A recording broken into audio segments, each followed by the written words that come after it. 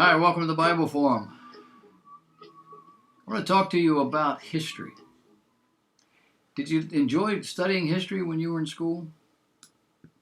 I did. But there's a lot of things about history we weren't taught. There's a lot of things that we were taught that weren't exactly right. Jeff Thomas, writing for Doug Casey's International Man website, asks, what do you know about the Russian Revolution? If you say it was the people rising up against an oppressive government, you'd be wrong. What do the history books tell us? The history books tell us the Russian Revolution was financed by U.S. financial and industrial leaders through operatives in the U.S. State Department. Is that shocking? It is so surprising as to be discounted. On the face of it, it seems absurd. Business interests do not support communist regimes. The financial systems are just the opposite of the communist systems. Would you also be surprised to know that in 1914, when the Federal Reserve was incorporated, the Morgan and Rockefeller interests dominated not only Wall Street, but almost the entire economic structure of the United States? The American International Corporation, AIC, was organized in 1915 by Morgan and Rockefeller interests. Their offices were in the new Equitable Life Building in Manhattan. Among the AIC's directors were the heads of General Electric, New York Life Insurance, Carnegie Foundation, and the National City Bank, which was used at that time to connect Morgan and Rockefeller interests.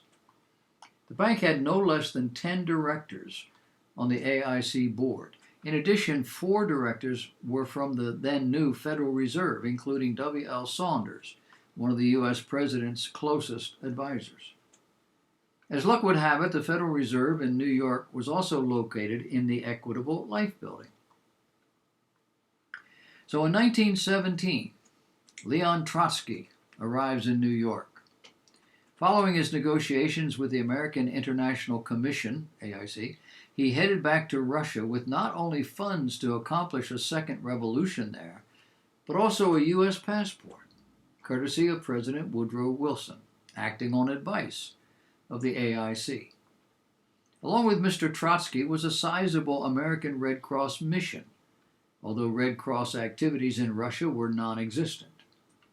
The delegation of 24 Red Cross officers actually consisted of finance and industry operatives from New York. Together they oversaw the financing of the Second Revolution of both Lenin and Trotsky. They then remained long enough to cement financing and trade deals with the new government. Now it's important to note that the Soviet Union was to be communist in its rule over their citizenry, but corporatist in its approach to dividing the spoils amongst the American businessmen and Soviet leaders. Needless to say, all the cloak and dagger was necessary in order to conceal from the American people that the communist revolution in Russia was actually backed by New York bigwigs. And of course, the Russian people who had just overthrown their aristocracy would not have welcomed an unholy alliance with the New York financiers. Well, the U.S. is presently in a state of political and economic upheaval. Some would say it's deliberate. The Democrats' presidential candidate is largely a stooge. The economic system is entangled with a largely manufactured epidemic. Not that it's anything but serious, just that it's being used to accomplish all sorts of things, all of which include control. Control over average citizens, telling us what we can and cannot do, governing where and when we can go places, controlling what businesses can and cannot operate, and so much more.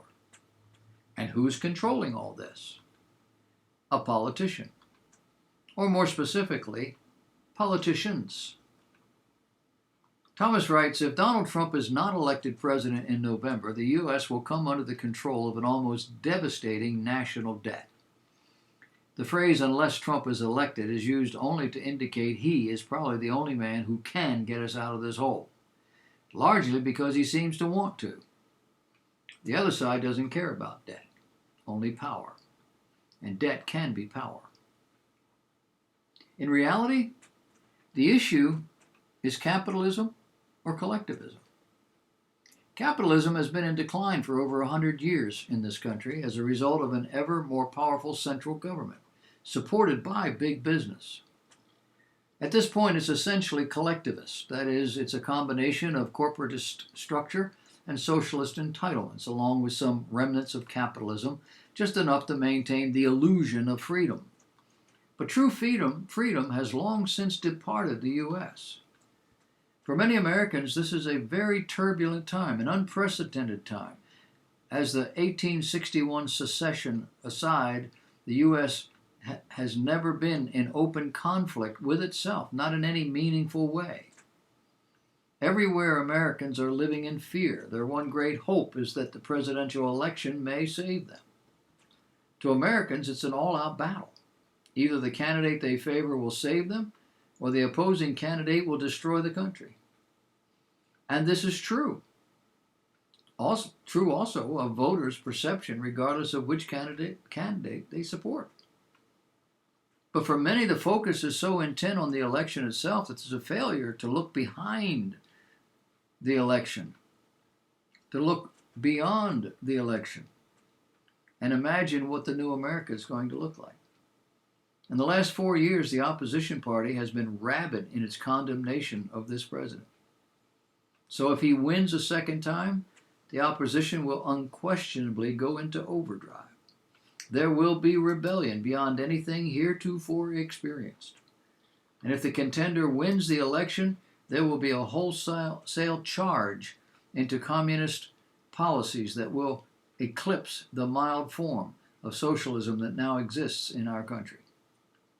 We're already seeing the organized chaos being exported into every major liberal city. The concept of a free market is a simple one. It says that individuals and businesses should be free and unencumbered by governmental regulation and control. What this does is allow commerce to function on the basis of what is called price discovery, a bottom-up system in which the consumer decides what he's willing to pay for. Collectivism is a little bit more complicated. It includes a lot of isms: socialism, fascism, communism, corporatism, cronyism, capitalism. They're all terms that describe various means by which collectivism functions. In actual fact, it matters little which ism is in play. They all lead to the same end. The great majority of people in jurisdictions are subjugated to a small number of elite leaders who dictate not only economy, but social mores and ideally even thought. Aldous Huxley and George Orwell did a bang-up job of describing collectivism in its many forms, and increasingly we're seeing the U.S., and in fact quite a few other Western countries, devolve into exactly what they warned us against. If the incumbent president wins the election, collectivist corporatism will be the thrust from Democrats and autocrats, with dramatically increased unrest demanding increased communist legislation. However, if his opponent wins, the decline into collectivism will be just as certain, but the path will be more direct. Like Russia in 1917, it matters little whether the corporatists or the communists prevail. They belong to the same club. It's a classic heads I win, tails you lose scenario. So come what may, Americans, whether they comprehend it or not, are already in the post-constitutional period of their existence, and the post-2020 period will be the final transition into a collectivist state.